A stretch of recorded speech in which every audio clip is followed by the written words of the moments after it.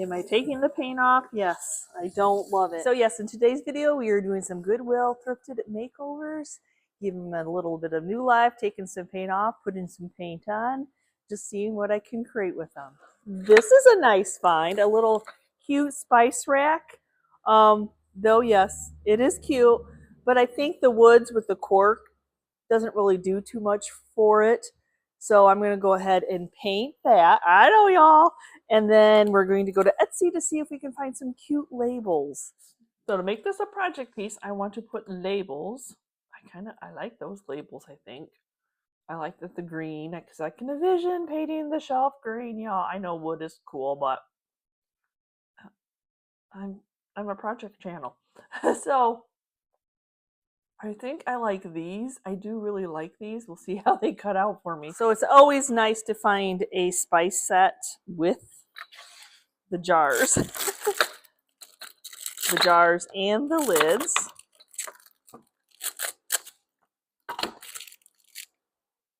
To pick my paint color, I went to Etsy. I looked to see what labels caught my eye, and these sweet little labels, though I think they're going to be a lot of fun to cut out.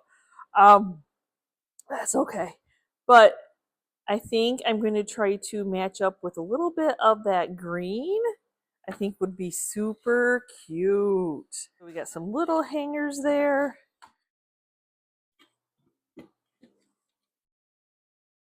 Okay, just a little dab of some wood filler where I put the hole, took out the little hangers. Then after the wood filler's dry, I'm just going to go ahead and sand it. And we're going to get it washed down with some Dawn dish soap, some hot water. Got some dust sitting here on that shelf.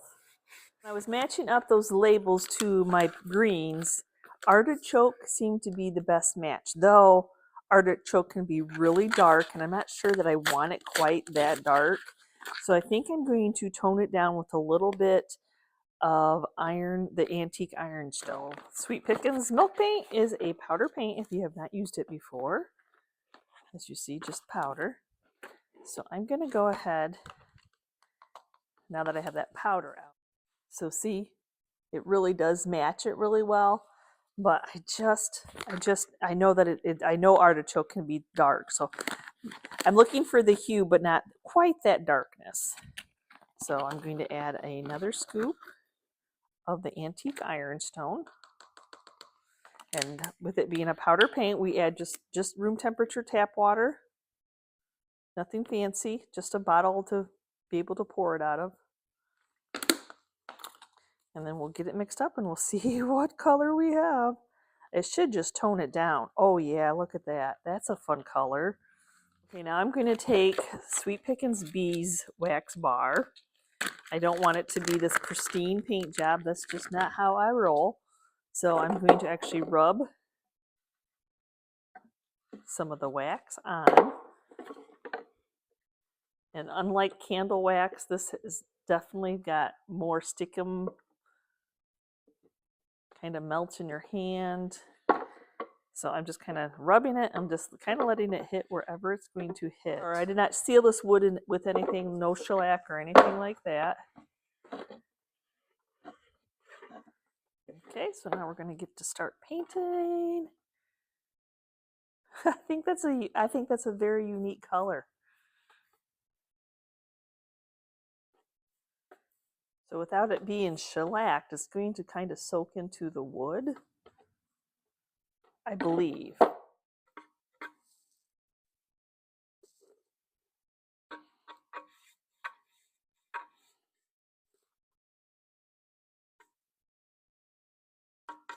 Kind of using the top of it as my handle. We'll be able to hold onto it.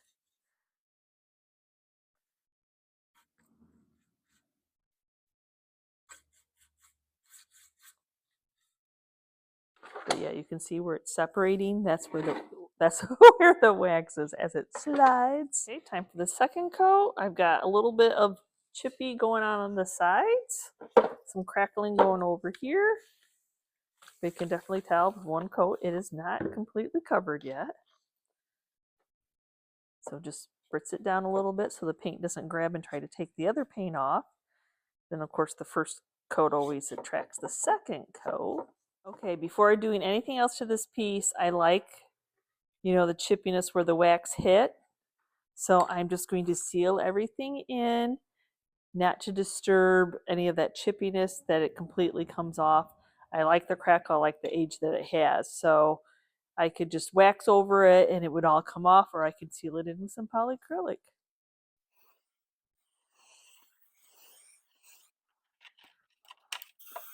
For my labels, I feel like to cut them out, I just need to back them a little bit so they're a little bit heavier, thicker. So I'm just going to decoupage with some Fusion's decoupage transfer gel onto another piece of copier paper.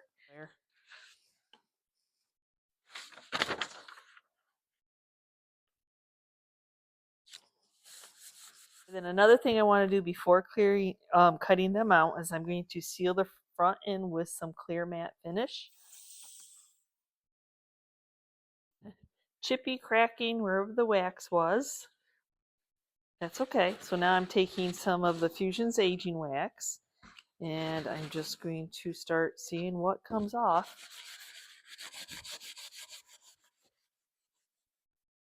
Not being gentle, because if it's going to come off, it's going to come off.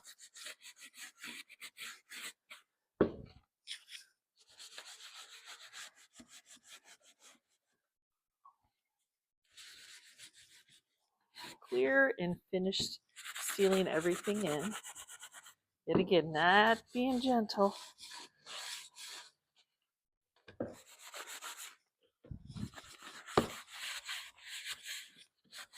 Okay, so say hello to my little labels that I need to start cutting out.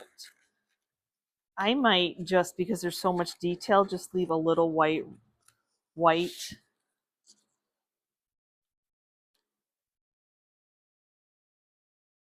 line around them. Let's see how we do here. This is my smallest pair of scissors for detail work that came in a haul. I think they're actually supposed to be sewing scissors, but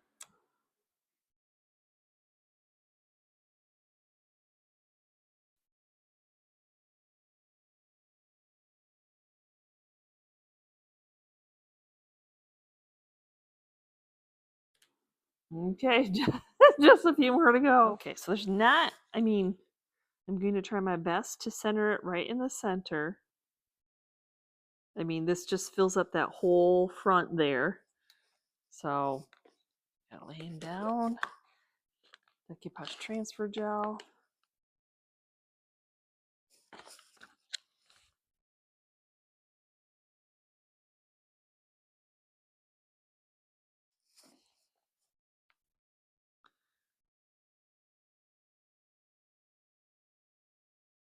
And making sure everything squishes out.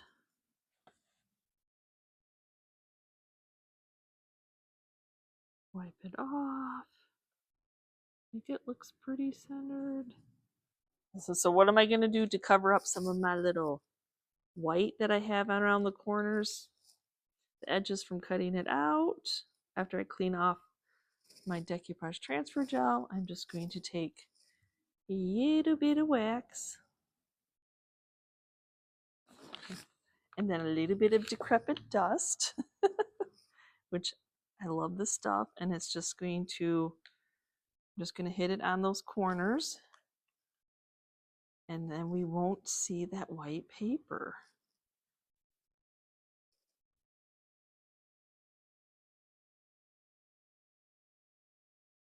And it works because this had already had like that kind of aging in the paper. And I'll just ever so slightly just blend it around. So before, after. So you definitely can tell the difference. I love the ones with the little dark and decrepit because it's just making the labels pop and actually look old.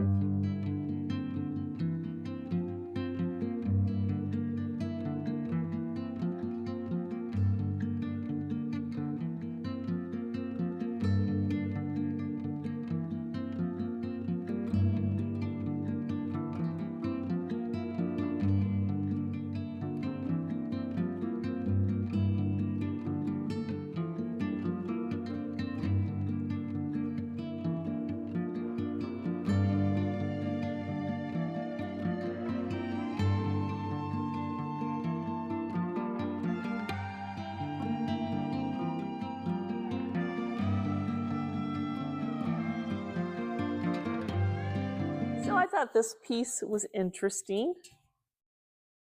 Though I think if you give it an older vibe, it might have a better market.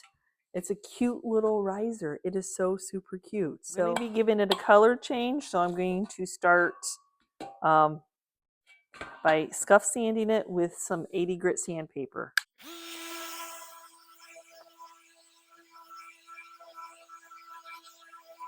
Okay, we got a good portion of it scuff sanded. You know, there's always those areas that are a little bit harder to get into. So I'm just going to clean it off with some Dawn dish soap and some hot water. Okay, now to get to paint to stick to metal, one, you need to scuff sand it. And then I like to do a couple layers of shellac because paint is just sitting on there. It's not soaking into metal by any means. By scuff sanding it, it's giving it something to grab onto. So we are going to be doing a few coats of shellac on it. So I think for my little metal tray, I'm going to do some of the antique ironstone, but tone it down with some window pane. I'm all out of flour sack right now until I place an order. Don't you love that when you can't remember to from here to there to place an order? So we're going to just tone it down. Window pane is a little bit grayer, not as bright. So it may not really tone it down, but I'm going to go ahead and do equal parts. I do have a couple little hockey pucks underneath there, but I think this little lip will catch it. So let's see what color it is. It's like a tan. I think flour sack will change the color more than the window pane, but that's okay. We already have it mixed up, and we're going to work with what we have. Am I taking the paint off? Yes. I don't love it. Well, the nice thing about it, it's milk paint, and until you seal it in, it's not permanent. I don't feel this color at all. It's not doing anything for this object. So, okay, we'll do a take two on this. If you don't love it, at least that's the paint to use. Then you can wash it off. And we should just go with our first instincts. I thought I could make, it just wasn't doing it for me. So I'm gonna go with Laurel Green in the spray paint.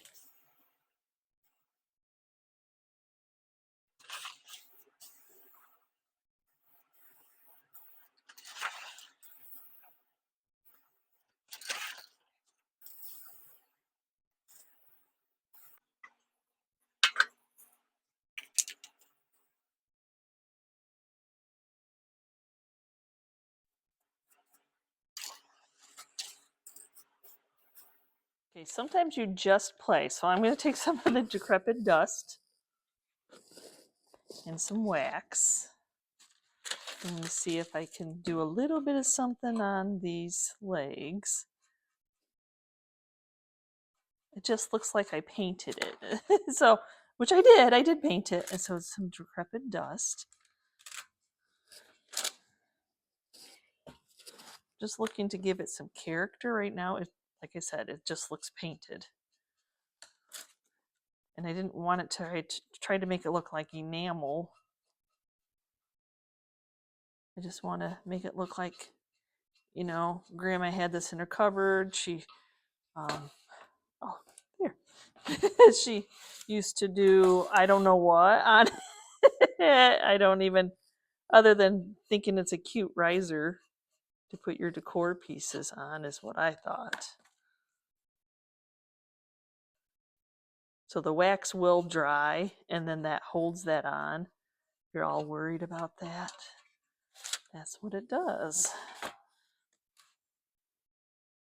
I don't know. I guess I'm not a clean person. Oh, so many comments now. Remember, you just keep working on something until you love it. I didn't like the mixture. I just did not.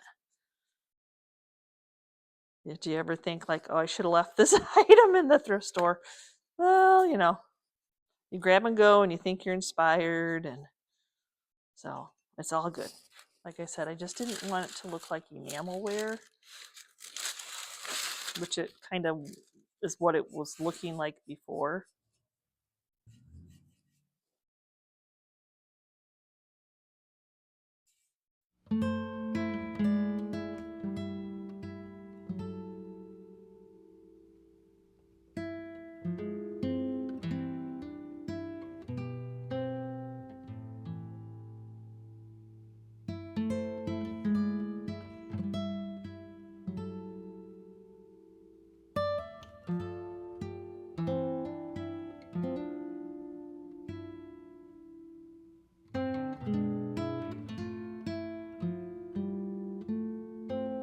love the length of this bench. Now it is super cute.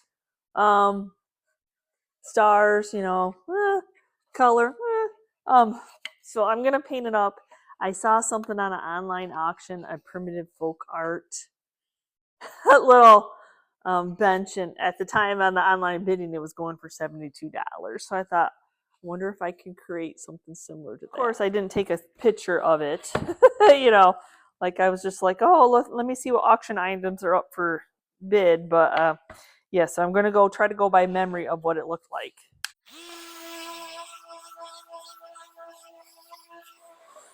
So what I'm doing when I'm sanding this is I'm taking off all that sharp edges that don't feel very good. Dust and debris gets caught in there, and I'm rounding them up. If this was going to be an older little bench, it would not have had it wouldn't have had all those sharp edges anymore. They would have wore off with time, I guess. So yeah, that's what I'm doing. Okay, now that I've got it all sanded, I did a field test, like I was going around feeling, making sure there wasn't any rough spots. Doing my best to get those corners rounded. Okay, we're going to paint this with Little Black Dress, DIY's clay-based paint. I didn't seal this in with anything, I'm just looking to paint it black.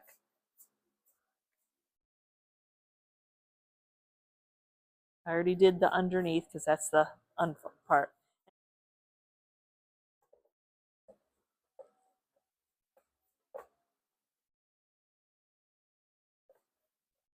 Fun of DIY paint is you can dry it with a heat gun and get on your second coat. To put on my second coat, as you can see, some is are not covered. I'm going to go ahead and spritz it with some water. This is just a Mr. water bottle. Just put it on not being wet. You might start taking your paint off before you're ready anyway. Now I'm going to go in and sand this piece. I have some like wording, some stenciling I want to do on the side, but I want to get it sanded first.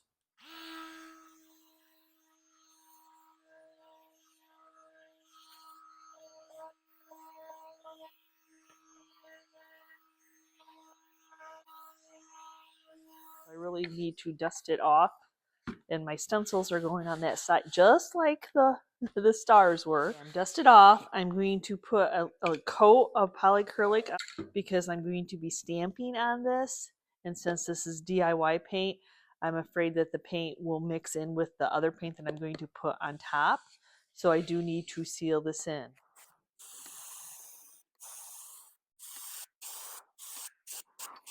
So I have some letters, and that was my motivation, that they had the alphabet letters, not the whole alphabet. I don't know how I can, if I can fit, how many letters I can fit. So this is the letterpress stamp set by IOD. It has a variety of different fonts. So I'm going to go ahead and just start putting some of the alphabet letters on there. We'll see how many we can get on here. I don't think all of them are gonna fit, but that'd be cool if it did, because usually they don't. I don't know. That might be too crammed in together anyway. So now that I have my letters out, I'm going to go to my stamping mount, which has a grid pattern on it, and I'm going to start lining them up. The decision was made of how many letters I was going to use is how many would fit onto the stamping mount. So remember, when you're doing your letters, you want to go with the bottom of the letter, not the bottom of the stamp, but the bottom of the letter. And I always do a tester to see if I need to move anything. So I'm actually going to use packing tape.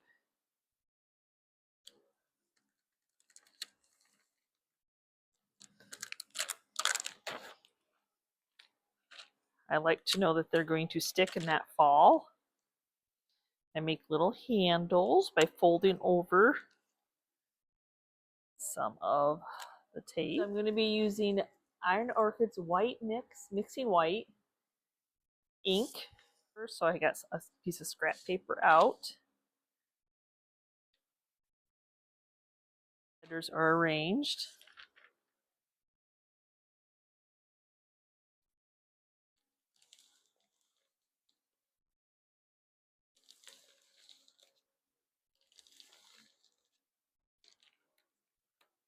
hey, they're not bad. Does anybody ever do a project and have a little panic attack and we're like, oh my gosh, I just hope I didn't put all that my stencil upside or my stamping upside down. Luckily, I did not. Little panic there for a second.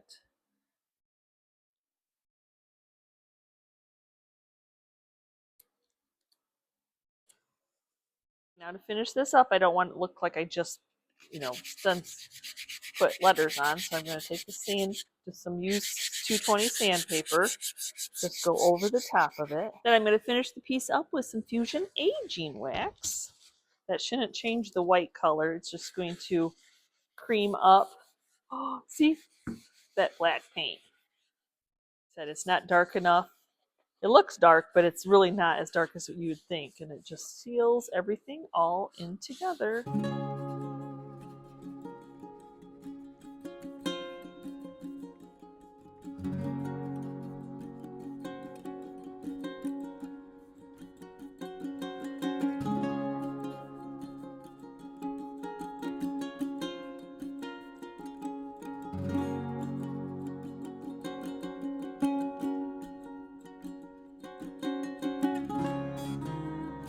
I've had this little guy in my stash for a while.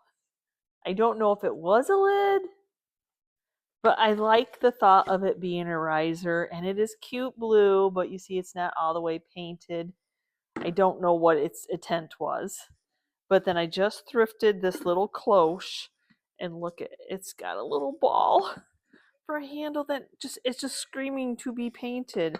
So I'm going to change, even though I like the blue, I'm going to change the color up so I can paint the whole thing. And it's solid. It sits there. It's just a little bitty riser. It is a screw, so let's see.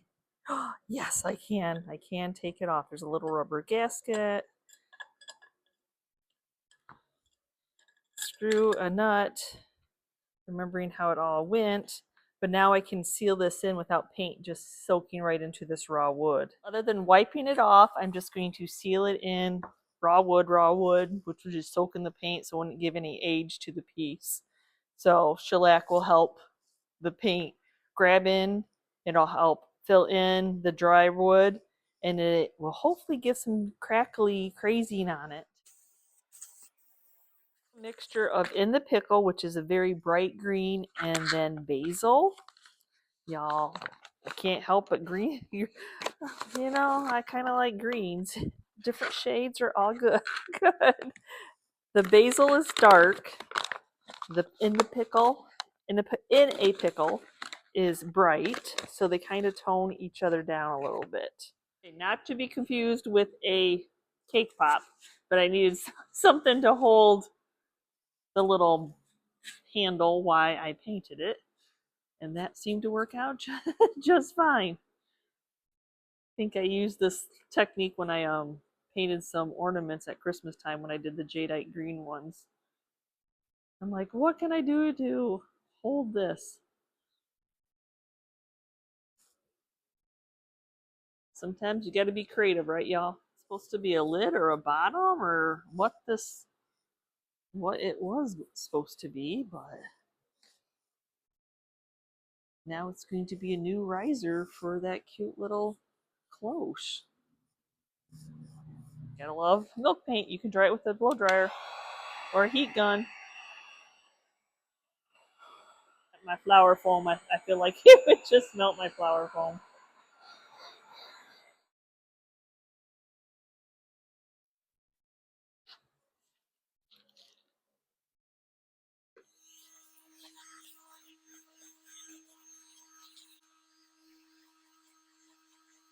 Just trying to get it sanded a little bit. Open up that paint. Okay, now I'm just going to take some antiquing wax. So different than aging wax, antiquing is brown, so it's darker. But I didn't want to do black on this. I still wanted to stay in range of the greens and not darken it back down. So that'll just get into any of those cracks. Just richen that up a little bit. We want it to look like whatever salvage piece it is. that it's salvaged. So I think it's fun having that little bit of blue poking through. Not everybody will think, but that's okay. My tribe's out there somewhere. Hopefully watching right now. Thank you very much, y'all.